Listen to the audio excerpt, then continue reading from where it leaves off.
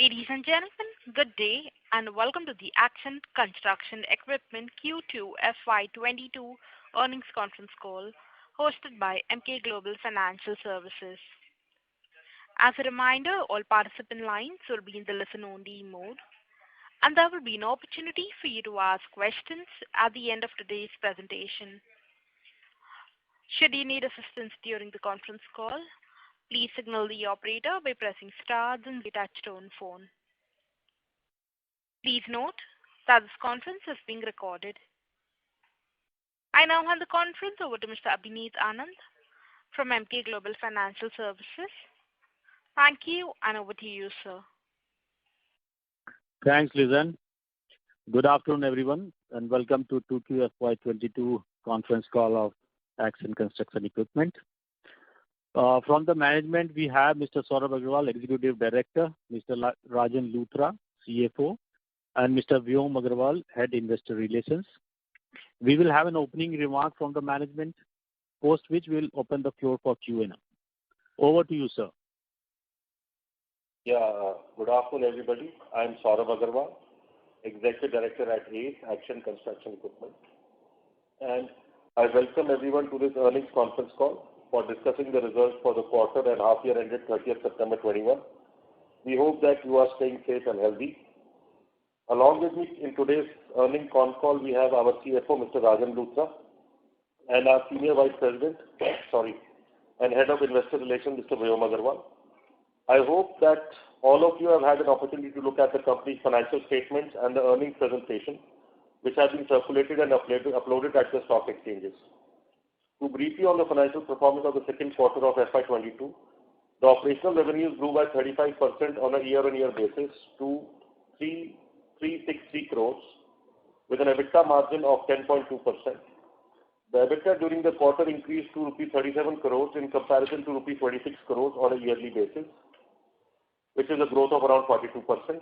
The PBT grew by around 57% and PAT grew by 58% year-on-year to rupees 30 crores and rupees 23 crores respectively, while the PAT margin stood at 6.4%. In the quarter gone by, the company registered a strong revenue growth across all the segments. In the crane segment, we reiterated our dominant market leadership position and registered revenue of 241 crores with margins of 11.26%.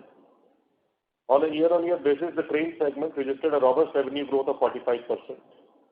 Similarly, we were able to achieve 30% growth in our construction equipment segment with stabilization of EBITDA margins and 42% growth in our metal handling segment with sustained EBITDA margin at 12%. The revenue in agri segment fell a little short by around 6% due to erratic and prolonged monsoon season, but the EBITDA margins were sustained close to 8% in this segment. It is important to note that despite the challenging times and prolonged monsoons, the company achieved its highest ever revenue, EBITDA and PAT margins for the second quarter due to sustained focus on cost efficiencies and customer-centric approach.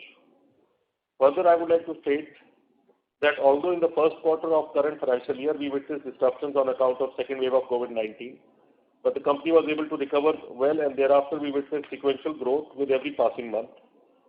For the first half of FY22, we have been able to grow our revenues by 84%, and our PBT has grown by 281%, PAT by 308% to 56.17 crores and 42.34 crores respectively.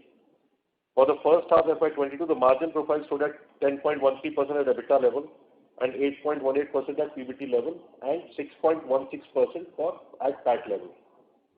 On the operational side, the prices for many commodities continued to be at a multi-year high.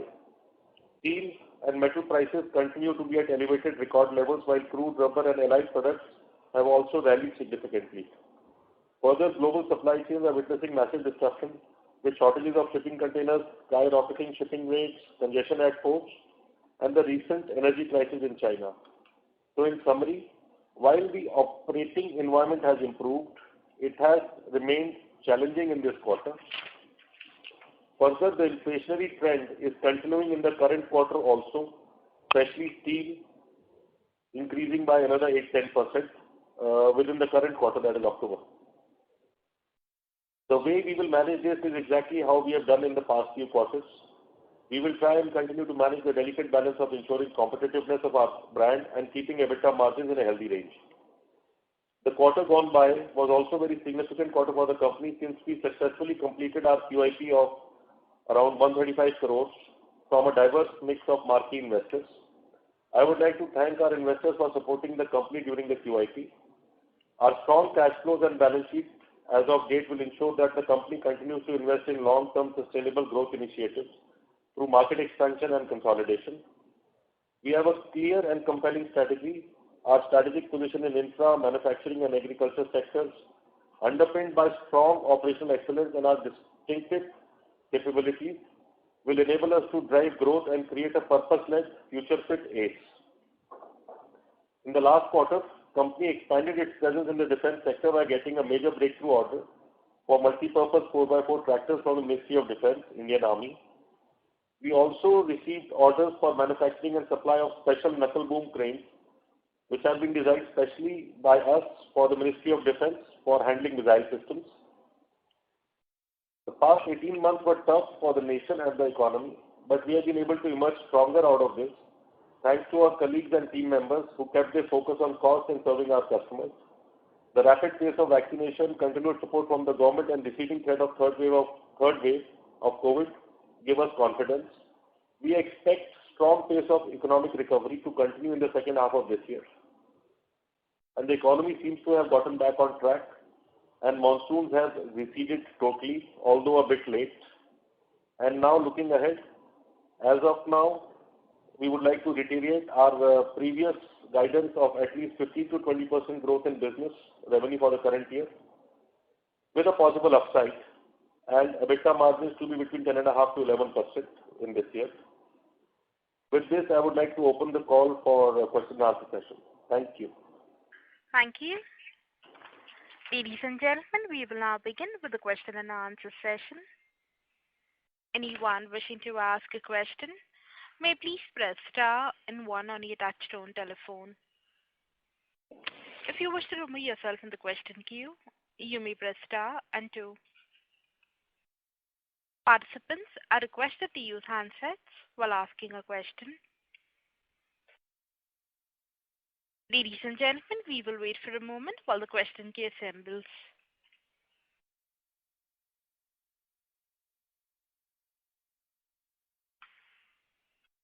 The first question is from the line of Homer Irani, an investor. Please go ahead. Yeah, my first question is there is this company that makes composite CNG cylinders which are 10 times lighter than metal cylinders, has 1.5 times CNG carrying capacity, that is 50% more, and they're explosion proof. So my question to you is, why don't you introduce in the states of Gujarat, Delhi and Maharashtra, where there are abundant CNG filling stations, CNG running tractors and forklifts, okay, that are fitted with these composite cylinders.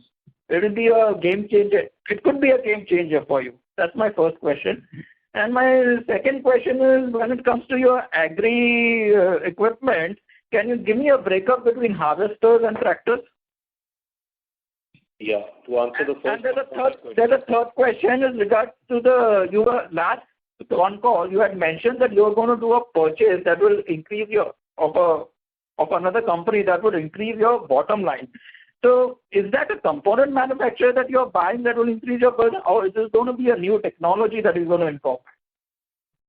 Okay, what I'll do is I'm Saurabh Agarwal. I'll answer the first and third question, and second question Mr. Musa will answer. Okay. So, we already do forklift trucks which are fitted with CNG and LPG kits. Yeah, but does it have composite cylinders? Because they are 10 times lighter, they have a higher carrying capacity as well, and they are explosion proof. And they are manufactured by Time Technoplast, which is an Indian company.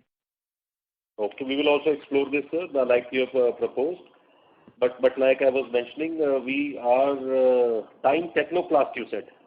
Yeah, they manufacture composite. They've just recently, Peso was passed their composite CNG tank. Recently it was passed.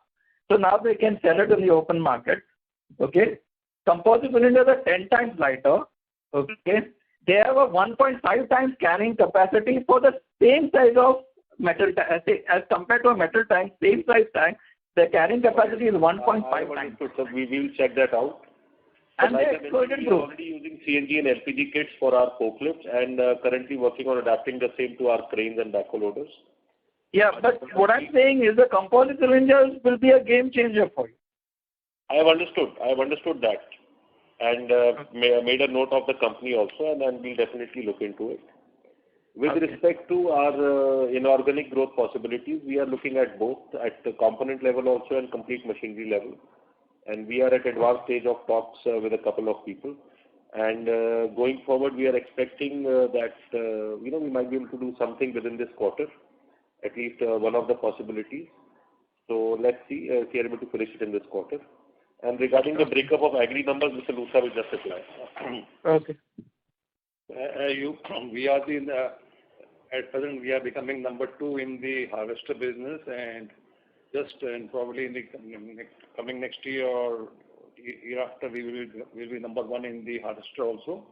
As regards breakup of between the harvester and tractors, nearly 25% of the business is coming from the harvester, and harvester is a very small market as compared to tractors. So, in spite of that, we are going to be we're already number 2, but we're going to be a market leader just like cranes and forklift cranes in the coming years. Okay. Thank you very much. That's all. Thank you. The next question is on the line of Kashyap Zaveri from MK Investment Managers. Please go ahead. Yeah, thank you very much, sir, for the opportunity and related wishes for the festivity. Congratulations, sir. Really great set of numbers. You'll have to be a bit louder, please.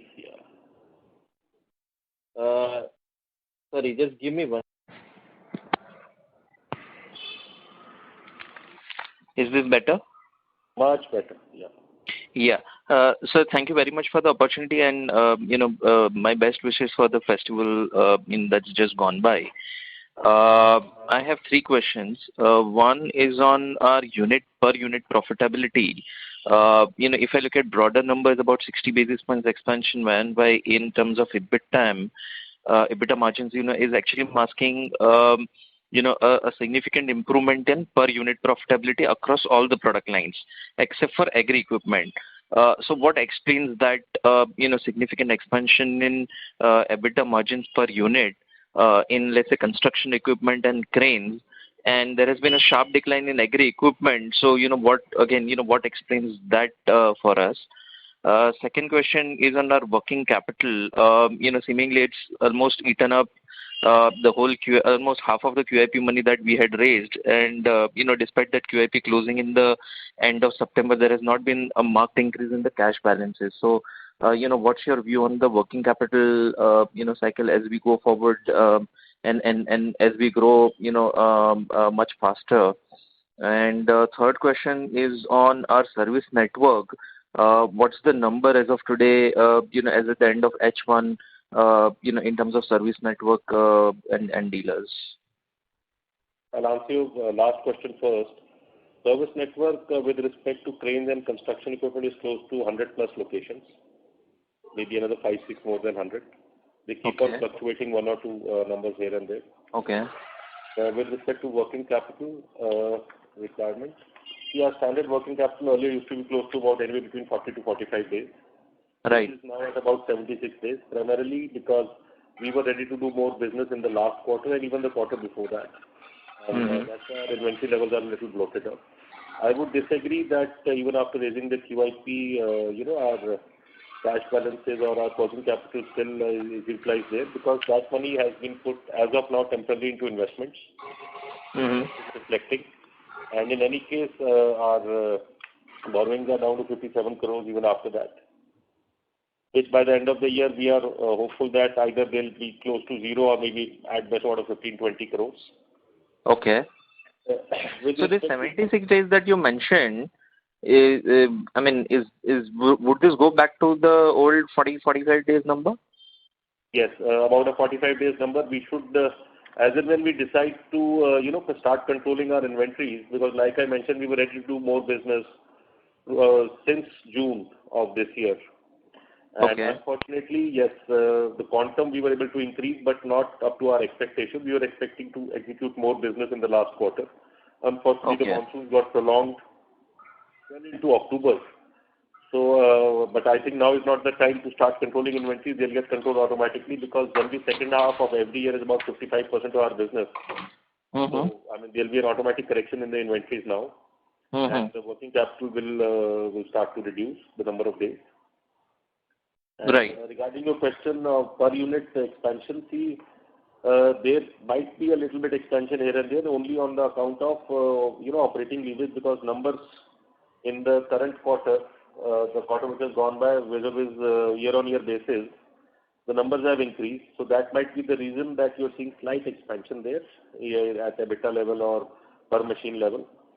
But yes, because we've been able to somehow counter the drastic input cost increase with our price increases, which we have been doing every quarter now. As a matter of fact, steel prices have gone up again in this quarter already by about 8 to 10%, and which I mentioned in my opening address also. And we are already starting to increase our prices there.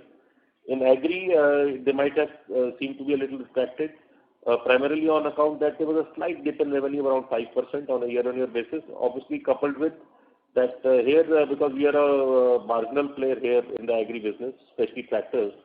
So our ability to push prices totally depends on how the other, bigger players are pushing their prices.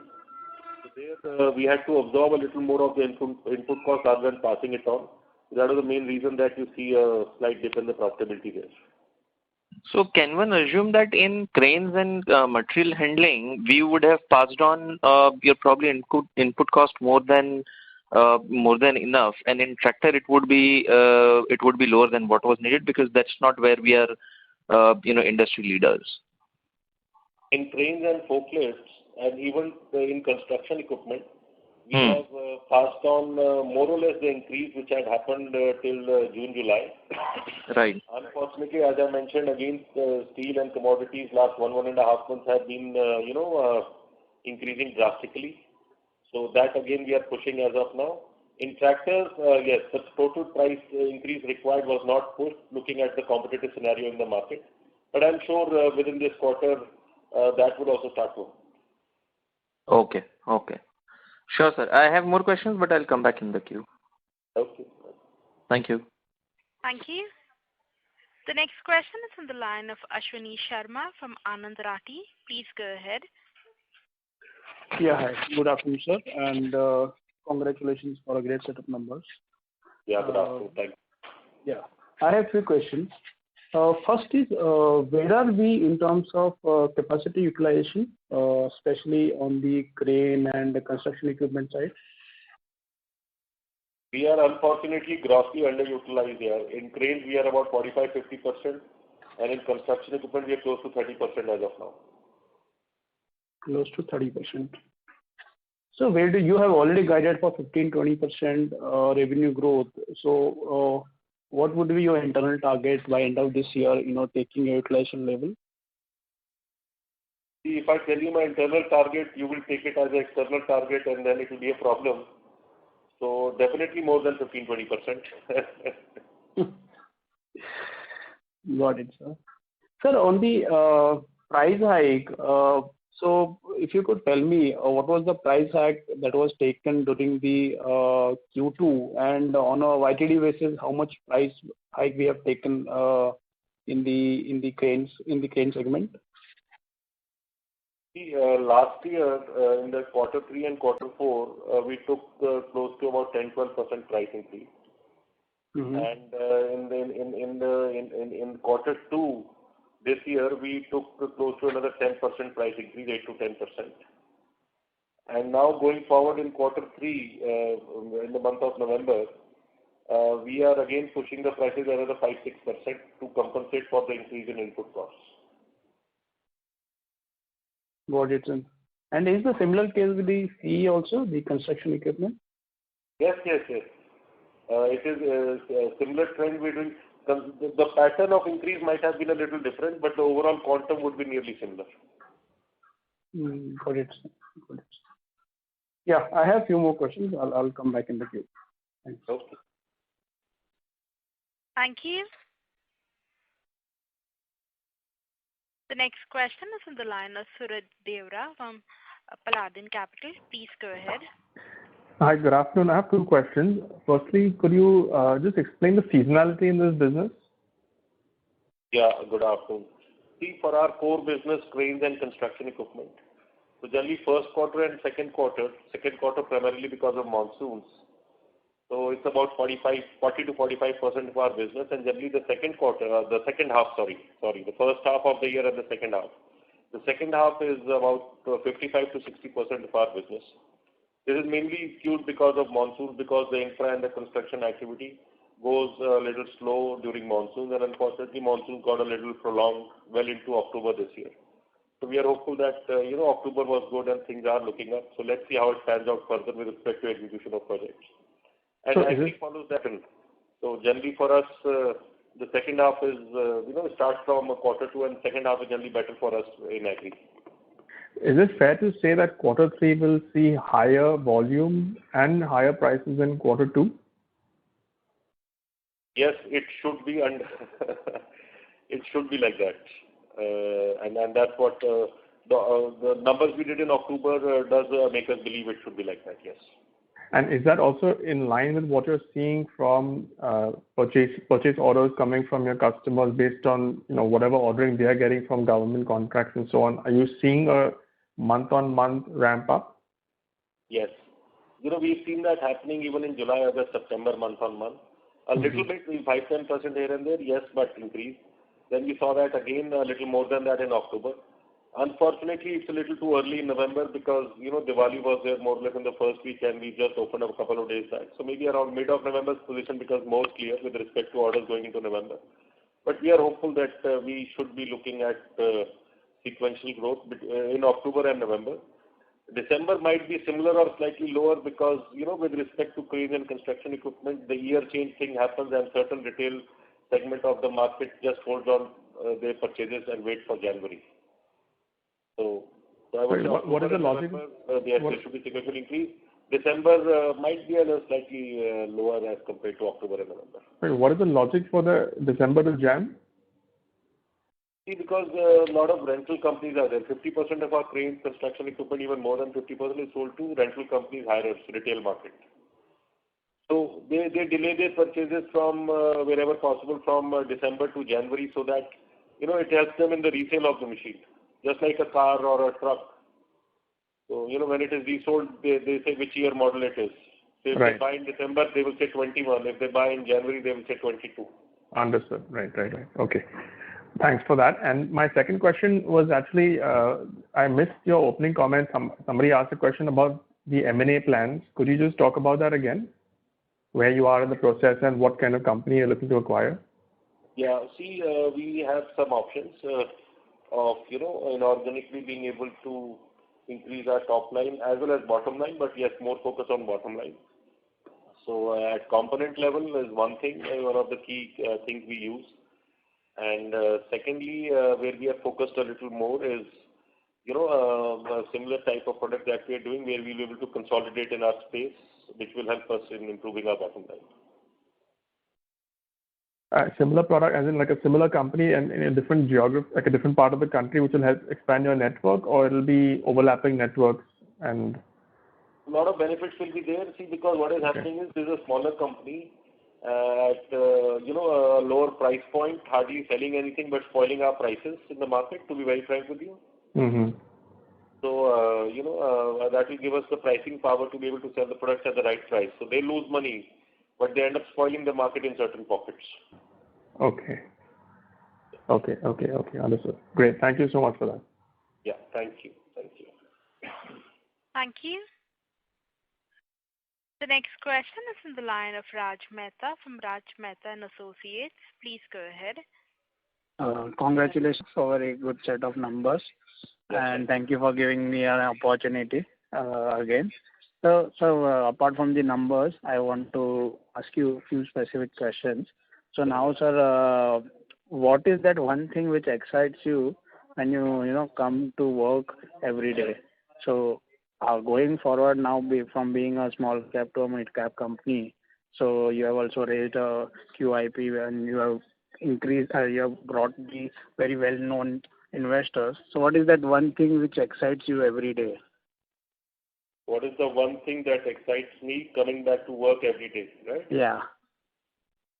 I would say the thought of reaching 3,500 crores ASAP because it seems possible.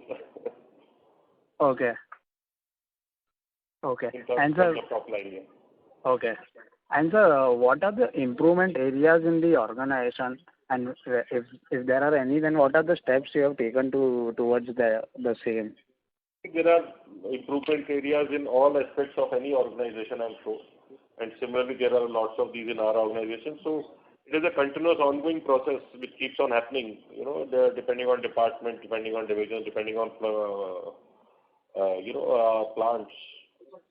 So can you just give me a brief, maybe one or two, which you might have, it might be a very small step, but, I just want to have a brief idea where the organization you want to talk about? Sorry? You name any department, maybe I can give you, because like I said, it is happening. Improvement is a continuous ongoing process everywhere, improvement and upgradation. So if we talk of our welding and if we talk of our weld shop, fab shop, so there we are further planning to go into some semi-robotics and robotics, depending on, where the similar components are there in multiplicity. So if we talk of our final product finished quality, we are working on setting up a totally, so which is still under designing, so that we are further able to offer better aesthetics on our products. Okay. And sir, the technology which you have bought a few years back for that electric forklift, how is that panning out right now? Since the demand in warehouse has been increasing, and that forklift is generally used in the warehouse. So how is that going? We did not buy any technology for forklift. We evolved it on our own. Forklift we've been making for many years. Last year, we were the first in the country to indigenously design and manufacture a lithium-ion technology-based electric forklift. And it is picking up reasonably well, but still people prefer the standard lead-acid battery type electric forklift because the price-wise they are more economical. Okay. And so my last question is that what is that one type of segment of your business which today might not be a huge part of our revenue, but you feel that segment can do very well in the next 5 years? Which is not part of our revenue currently. Might be a small part of your revenue, not a big part. I feel the construction equipment segment of ours. Okay, that is a very big story for you. It will be bigger than cranes for us. Okay. I have few other questions. I will get back in the queue. Thank you, sir. Okay. Thank you. The next question is from the line of Kashyap Zaveri from MK Investment Managers. Please go ahead. Yeah, sir, just one question from my side. We have done a fairly significant growth in terms of volume in, all segments except for, what would be the industry growth for H1 in all these industries? The industry growth Industry growth. Yeah, I've understood whether cranes or construction equipment. Yeah, construction equipment and multi-MHE segment. Yes. I won't have the answer for that right now, but I know for sure the Q1 data, which I remember seeing, we were faster than the industry everywhere. Okay. Much faster, and I'm sure Q2 would also be similar, but unfortunately, I have not seen that data so far, so I'll not be able to comment. So on a qualitative, comment, would our market share gains be significant in H1 versus last year? Definitely. Okay. For cranes, I know for sure it has increased by about 1%. Right. And for others, like I said, I've not, the data is not handy and I've not looked at it in that perspective, so I will not be able to answer. And in this growth versus, let's say, even versus, for example, H2 of last year, at least, in cranes we have done despite monsoons and everything, the volume, drop has not been so sharp. So versus about 3,300, we still did about 2,400 cranes. What would have driven that number? Which industry? Versus H2 of last year. Reason for volume growth this year. Reason for volume growth this year? I'm saying which industry would be key driver of that volume number? The cranes primarily, as I always say, are sold to the general infrastructure industry and manufacturing industry. Ratio is 60-40. And I think both the segments are driving it as of now. Manufacturing as well as infra.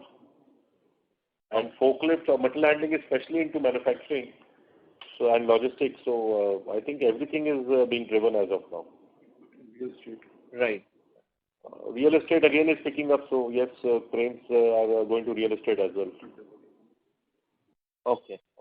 And to estimate this MHE revenues, can one just sort of look at what's the warehousing capacities which are coming up in the country over the next 3-4 years?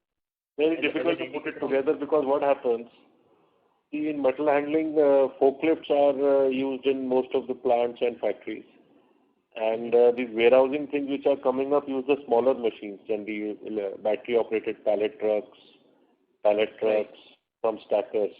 They also use forklifts, but more of the smaller machines. So it's very difficult to, put it in that perspective. Okay. Yes, sir. That's it from my side, sir. Okay. Thank you. The next question is on the line of Aman Rakesh Shah from GT Investments. Please go ahead. Hey, hi sir. Thank you for the opportunity. Yes. Sir, I had a question on this same working capital thing. If we see in FY19 when we had a peak business in recent past, our gross current assets were inventory and debtors both together were around 350 crores. And in H1 it has increased to 500 crores and contributed both by increase in debtors and inventory. So is it only because of our expectation of higher business that we invested a lot more in working capital? Or is there something where have we rejected our trade credit policy on the debtor side? With respect to inventory, yes, it is our business decision because we really suffered last year on account of supply chain. So it's a temporary decision which we continued forward well into Q1 and Q2. And let's see, Q3, it's still very much there because now the business is going to increase in all probability. And with respect to our receivable days, yes, they have increased by about 40, 50, 60 crores over what we used to be. But that is primarily because of COVID-1 and then because of COVID-2, the second wave. The finance and the payments from the financiers which are secured are getting delayed in the normal process by about 15, 20 days. Coupled with that, our exposure to exports is also increasing, wherein business is done generally on a 90 to 120 day LC term. So that is also a reason that you are seeing a little increase in our receivables. But I think all of this is controllable because now it seems that the COVID is waning off. So maybe Q4 or Q1 next year, even the receivables, apart from the export exposure of 7% of our revenue, we'll try to bring it back to normalcy, and obviously we'll have to work very hard with finances. Rather, we had started doing this in Q4 of last year, but again in Q1, COVID struck. So, things again rolled back to delays from payments with respect to finances. Okay, right. Exports also would be, for this quarter, it was 7% of our sales, sir? That's about 7%, yes. Okay. Sure, thank you. All the best, sir. In the first half, it is 7%. I think in the quarter, it is not 7%, but yes, we'll catch up. Okay. All the best. Yes. Thank you. The next question is on the line of Sanjay Satpathy from Amarsan Capital. Please go ahead. Yeah, hi sir. Thanks a lot for taking my question. So my question is that the guidance of 15%, is it for the whole year or for the second half? The guidance of? 15%. That 15-20%. 15-20% is for the whole year. Okay. So essentially you are indicating a decline in next half, right? On a like-to-like basis. See, it's a very tricky question. It should at least be the number. You asked for it because by giving that kind of a guidance. I can't do anything more than that, see, because the situation is very tricky. Like I said, 15 to 20% with a possible upside. So I also said that. Okay. Because the number suggests that you will decline by some 15-20% on a year-on-year basis, and last year second half benefited from pent-up demand. So I thought that maybe you are looking at a decline because the pent-up demand is exhausted. No, but here I would just like to say that last year we did 1227. We have already done 682 in this year. So actually we need to do 545 to reach there. But like I said, 55% of the business at least happens in the second half. So going by that, it should actually be more than 20%. But let's see. Huh? Okay. And I just on that same issue, you have taken almost 7-8% price increase and another 3-4%. So overall, almost this year average price increase compared to last year would be something like 8-9%. So that means your volume growth is hardly anything. Volume growth will be around close to 15%. Price growth will be around close to 8 to 10%. So it should actually be 20-25%. We are just keeping a buffer in place. You are trying to extract the exact, somebody asked the internal target. So internal is 25 to 30. Let me make it very clear. Let's see. Okay. And my last thing that I wanted to check with you is that your number one segment is crane. And earlier calls also you had indicated that the growth expectation is the lowest in cranes and higher in other segments. So is that something which you are continuing? That is, you are not really as optimistic about crane as others? See what happened, that in the last 2 quarters, second half of last year, cranes picked up very nicely. So that is the only reason that we are a little slow on projecting our crane growth numbers at about 15%, 20%. In other segments, especially construction equipment and in agri, our base is very small and our penetration into the market is smaller. Our market shares are very small, so our scope of growth is much bigger. So that is the reason I say that construction equipment will grow faster than cranes. Cranes will also grow, but construction will grow faster. And if everything goes well, no third wave coming in, then I think quarter 4 onwards, we should be looking at a blast. Okay. Great. And hopefully, we will hear lot better guidance next time. Thanks a lot. Yeah, okay. Thank you. Thank you.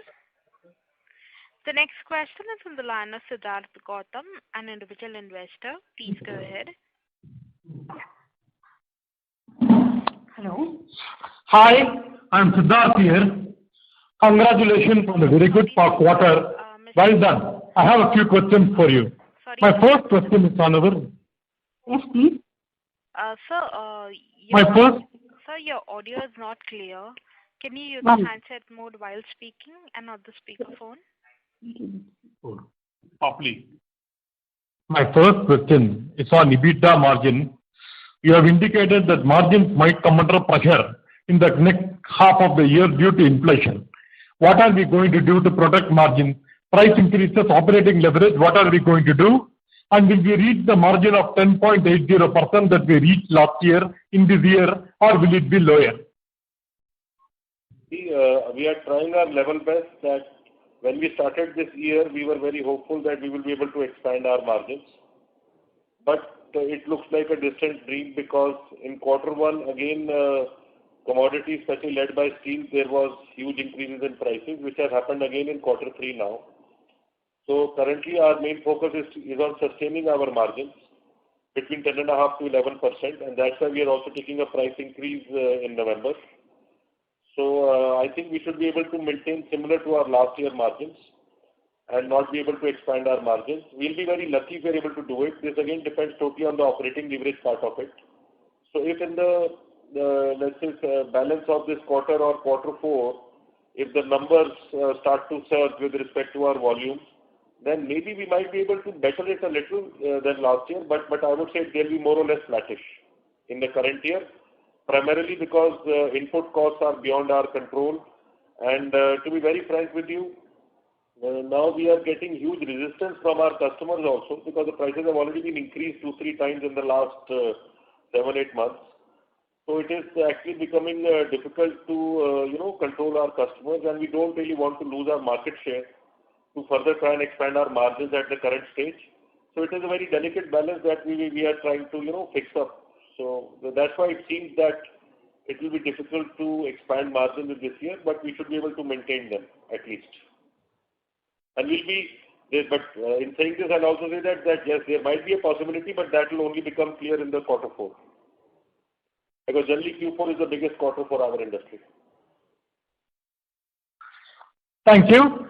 In construction equipment, we achieved a 30% year-on-year growth this quarter. That is good, but we were expecting a 50% growth rate. What happened? What is your guidance for growth rate of construction equipment in the second half of this year? We have a target of reaching 500 crores of sales from construction equipment in 3 years. Are we on target to do it? Because current run rate is around 150 crores per year. So will we reach that target? And lastly, how many backhoe loaders did you sell in this quarter, in the previous quarter and in the same quarter of last year?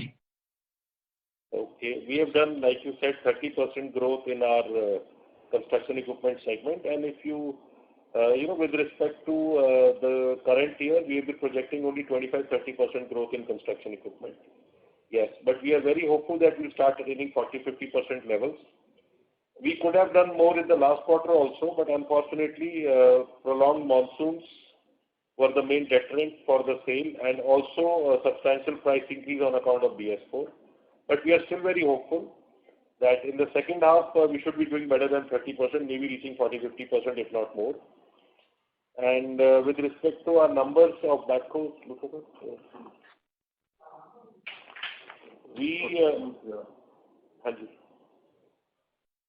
We can give by quarter. Yeah. So in the last quarter, we have done close to about 98 machines. And this quarter, we have done 131 machines. And same quarter last year, we had done 104 machines. And I ask, the process of subsidizing the agri equipment business, where are we in that process? Have we completed it? Is this a first step towards selling that business, or are we going to continue to be in that business? Unfortunately, you'll have to repeat your question because it was not very clear to me. Repeat the question. The process of subsidizing the agri, you wanted to make the agri equipment business into a fully owned subsidiary. Where are we in that process? Have we completed it? Is that a first step towards selling off the business, or are we going to continue to be in the agri equipment business? Okay. See, we have thought of subsidizing it, but unfortunately we got busy with our fundraising plan. So hopefully sometime soon we should be in the process of doing it. And this is being done primarily to bring in more focus into this division and to drive its profitability and top line growth. So as of now, we have not thought of selling it or anything. But everything depends on the business dynamics and the type of value addition which is possible by any such thing. So I mean, we are open to ideas, but as of now, we are trying to grow it. Yes. Okay, my last question. We have a target of achieving. Sorry to interrupt, sir. May we request that you return to the question queue? There are participants waiting for their turn. Yeah, this will be the last question. I have a last question. We have a target of achieving 2,500 crores of sales in 3 years. Are we on target? Right now, we are around 1,400 crores run rate. Will we reach that target? Is it still valid? Second, what are you going to do with the QIP fund? Are you going to reduce debt, do an acquisition? How are you going to use the QIP fund? That's my last question. Okay, I think we are on track for doubling our business in 3 years target, which is 2,500 crores. We would have expected this year to be slightly bigger than what we are projecting now. Let's see, by the end of the year, it might be. And we are going to use our QIP money as per the the utilization objectives which we had put forth in our document, which were the general corporate purposes and inorganic and organic growth, maybe some debt reduction. So obviously, as per the planned utilization, we're going to use it. Okay, just a last clarification. The target of 500 crores of sales from construction equipment within 3 years, we will achieve it, right? Just a second. Let me recalculate. In all probability, even if we miss it, maybe by a max of 10%. We'll achieve it, right? We will achieve it. Even if there is a problem, max plus minus of 10%. Okay, thank you very much. Congratulations on a great quarter and keep up the good work. Okay, thank you. Thank you. Thank you. The next question is from the line of Rajendra, an individual investor. Please go ahead. Hi. So I have one question to ask. So you said that you will double the revenue to 2,500 crores, right? So my question is, so if we reach that revenue target, so will it be through the existing capacity utilization, or we envisage any new capex spending to reach that? Existing capacity utilization. We don't need capex to reach 2,500 crores. Okay, thank you. That's all I wanted to know. Okay. Thank you. The next question is from the line of Homer Irani, an individual investor. Please go ahead. Yeah, I just want to ask you with regards to exports. I've seen that you mostly export to developing countries in Africa and elsewhere. Are you looking to export to Europe and the US? Recently, with onset of BS4 norms, so we are now currently looking at expanding this to Central Asia, but primarily towards Eastern Europe and Russia. So that's the first thing we are planning of, and not really mainland Europe or America. But yes, definitely South America. Okay, so not the developed countries, because there's as it is a lot of competition there. That is why. Lot of competition and the sophistication they require in this machine. That's also possible, but we'll take it step by step. There are enough opportunities available in Eastern Europe and Russia and Central Asia. So first we'll explore that, expand there, and then go forward. But won't Eastern Europe be dicey with regards to payments, especially Russia and all that, with the situation over there? Totally on secured payments, LCs, which are counter guaranteed by bigger international banks. Okay. Okay. All right. Okay. Thanks. That's all. Okay. Thank you. The next question is on the line of Raj Mehta from Raj Mehta and Associates. Please go ahead. Yeah. Sir, if you have mentioned that you have received the order from the government defense. So if we are going to take the orders from the government, then will our working capital will be stretched from the current levels? Maybe a little bit, because generally the payments from Ministry of Defense or Indian Army are pretty good. So we don't really see a problem there. And in any case, most of these bigger orders are not supplied in one go. So, they're spread over 6 months to 1 year of delivery period.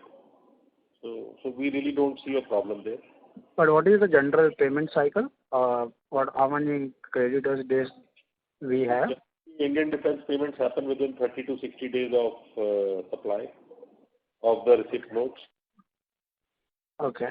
And so what the target which you have given to double the revenue is excluding the acquisitions which we will do, or it's purely on organic basis? This is more or less on organic basis, yes. Okay, and if we do the acquisitions, then because the inorganic growth will supplement more to the bottom line, to be very frank with you. Okay, so the bottom line may be doubled, may get doubled way faster than the top line in next 3 to 4 years. Not double. Double would mean 20% EBITDA. I would love that, but definitely increase, yes. Okay. And so how is the industry of this manufacturing and apart from that, or also the infrastructure boom which is happening right now, how is it panning out on ground levels? Because you always receive the you are always the initiator when the cycle picks up. So Yes, I think things are looking good, and okay. I think only time will tell how fast or how big it will become, but things are looking good. We are very excited. And so how the operating leverage which we kicks in when the demand comes back. So can you give us just a general multiple or how much if we do 100 rupees a sale, suppose after utilizing 50% capacity utilization, say in cranes or in material equipment, and after that another 10-20% utilization levels, then what is the profitability that increase? It's at the similar level, or how much is the pace of the utilization? How much is the fixed cost, and what is the variable cost which are involved? So just a brief, I just want a brief number, not a. I understand what you're saying, but in the current scenario, the biggest problem is that the input costs, especially material costs, are increasing at such drastic. So making all these calculations are not very fruitful. But yes, keeping aside that the abnormal increase in input costs which have been happening in the last 8, 9 months, 10 months, I think for every additional about 100 crores, we should be beyond a level of, let's say, after a turnover of 1,200, 1,300 crores. For any additional 100 crores of revenue, we should be adding about 17, 18 crores to our EBITDA. So that will be 17-18% additionally, not yes, above 1,200, 1,300 crores, yes. Because of the operating leverage. Yes, yes. So the obviously, the profitability increase much more beyond a point. But obviously, you have to keep in mind the input cost, because in the last 1 year, we have been, managing between input cost and our margins. There's a very thin line. Yeah. Okay. Thank you, sir, and have a great year ahead. Thank you. Thank you. A reminder to the participants, anyone wishing to ask a question, may please press star and 1.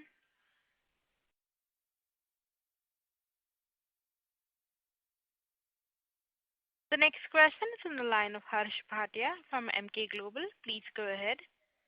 Yeah, thanks for the opportunity. I was just trying to understand the trend for construction equipment financing interest rate. So I think it's between 8 to 10%, but we don't have the exact rates in hand. If you could provide some light on the same, that would be really helpful. Yeah, the construction equipment financing rates. Yeah. Depending on the customer profiles, today it can range anywhere between 8% to 13%. It totally depends on the papers and the balance sheet strength of the purchaser. So if it is a financially sound, good guy, a good company, it could be 8%, or for retail buyers, it could be as high as 13, even more than that. Okay, so the same range would be 5 years ago as well. Like in 2015, it would be in the range of 8 to 13%. It's not like housing. So it was slightly more than that, I would say. At that time, it was maybe, 9.5% to maybe 14%. Okay. There has been a slight reduction, but a very small one. Okay, all right. Thanks. Thank you. The next question is on the line of Rajiv Maheshwari from Praj Investments. Please go ahead. Good afternoon, Mr. Agarwal. Yeah, good afternoon. My question is divided in 2 parts. The first part is regarding the couple of defense orders which we had won a couple of months back. I just wanted to know what is the status on those orders in terms of execution, and do we expect some more repeat orders on the same products or some further orders on newer products which the defense team is looking at? Because the government is focusing much on the defense part. So how does ACE take it forward? Yeah, see, one of the bigger orders is close to about 75 crores, and the other order is close to about 25 crores. So hopefully they will be put into execution sometime in the next year, but that would be only initial batches of supply. Next quarter, quarter 4. The actual effect of these deliveries would be coming in the next year. I would say 80-90% of the revenue part would be in the next year. And yes, once they get into execution, supplies start to happen. So the requirement is much more than these numbers, not only for these machines, but other machines for which we have already pitched in. For example, our backhoe loader is currently under trial in Leh Ladakh with the army, along with our competitor machines. And another machine is will be pitched in very soon. 1 or 2 other things have already been done in the past for which we are expecting orders. So yes, we are expecting more orders to come in, but I don't think that would be before next year next financial year, maybe Q2. We'll be lucky if we're able to get something in Q4. Okay. But the revenue effect of the current orders would more or less be shifted to next year. Yeah, that's understandable. But going ahead, more orders are expected, and maybe that would come into effect maybe sometime next year. Yes, definitely. Okay. And the next part is, how is our Forma brand for tractors doing in the export market? Because it has started to pick up well. But unfortunately, in exports, what has happened in the recent past is that the freight has gone up 3 times, 4 times, 5 times. Okay. And that has become a very big deterrent. So that's why in the last quarter, if you see quarter 2, although first half we have done 7% revenue share of exports, but last quarter was slightly lower than that. So, it's been slowed down a little because of that, but I'm sure it will pick up. So the product as a whole is acceptable. The only problem is in terms of the logistics and the shipping side. Yeah, because the prices have gone up so high that, the customers even outside India are not able to digest this increase in price. So they're settling in. But the product and the acceptability, there's no problem. Okay. And just one question from the academic point of view. There's lots of discussion regarding the chip shortage and all. So I don't think our company is using chips in our products as such. What has happened that all our engines, whichever we are using, which are bigger than 50 horsepower, have an electronic controller unit, ECU, on the engines. Okay. They're electronic engines. So all of these engines use chips in the controller. Okay. So we were well aware of that this problem was growing up. So far, I would say 95% of our supplies we've not faced a problem.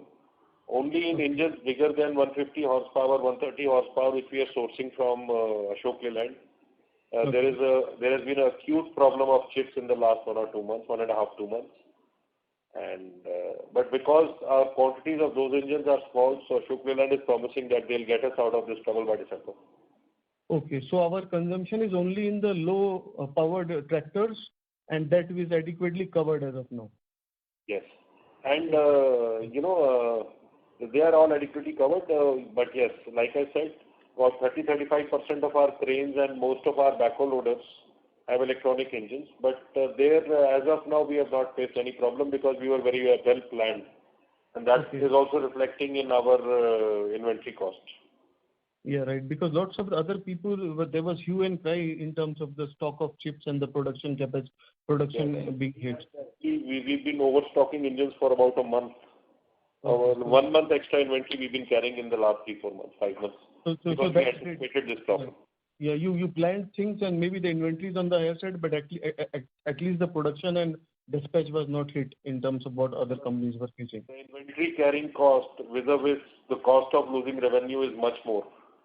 Okay. So we planned for certain things, components like that. Yes. Okay, right. Anyway, the planning was. Okay, that's all from my side. Thank you. Thank you. Thank you. Ladies and gentlemen, that was the last question. I now hand the conference over to the management for their closing comments. Yes, things are looking good.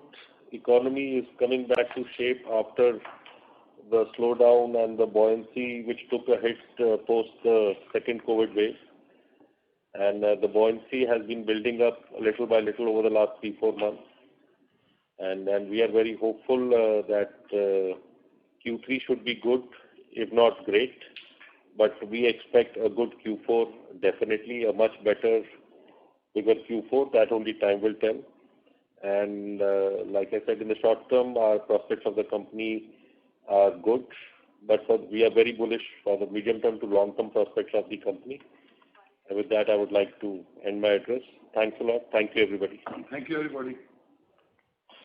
Thank you. Ladies and gentlemen, on behalf of Emkay Global Financial Services, that concludes this conference call. Thank you for joining us, and you may now disconnect your lines. Thank you.